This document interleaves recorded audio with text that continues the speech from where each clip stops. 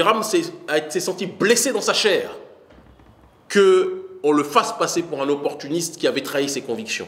Il a demandé à ses militants de se plaindre verbalement vis-à-vis des médias qui l'avaient fait passer pour ce qu'il n'était pas. Quand vous êtes calomnié dans la presse, si vous refusez la violence, la seule chose qui vous reste, c'est de mobiliser vos troupes et vos militants pour faire entendre votre indignation.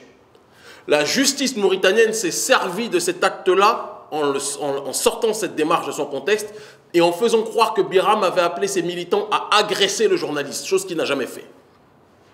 Et comme Biram est connu dans le monde pour être un militant non violent, le faire passer pour un homme violent permet quelque part de le faire sortir du combat dans lequel il a été installé. C'est une stratégie perverse, digne du régime mauritanien qui fait preuve d'une perversité pluriséculaire en réalité en ce qui concerne l'oppression de notre population. Et je dis bien notre population parce que partout où l'homme noir ou la femme noire est ostracisée, nous devons nous sentir concernés.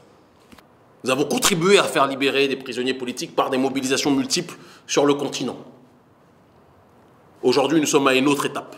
Je le dis et je le répète que tant que le président et le député Biram Daabé n'est pas libéré, nous sommes en train de préparer une vaste campagne de boycott des produits mauritaniens de telle sorte que les autorités mauritaniennes comprennent qu'on ne peut pas agir comme si vous étiez les seuls au monde et que personne ne regardait vos exactions.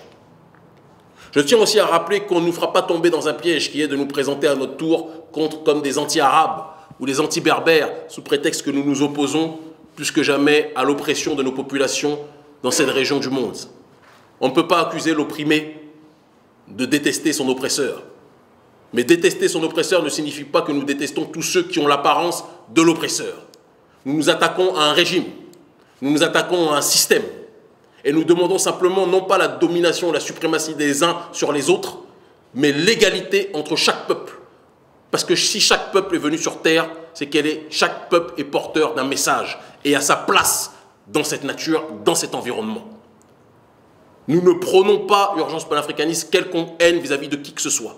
Mais nous demandons que les agressions systémiques contre les populations originelles cessent le plus tôt possible. Et Biram en est un des grands symboles.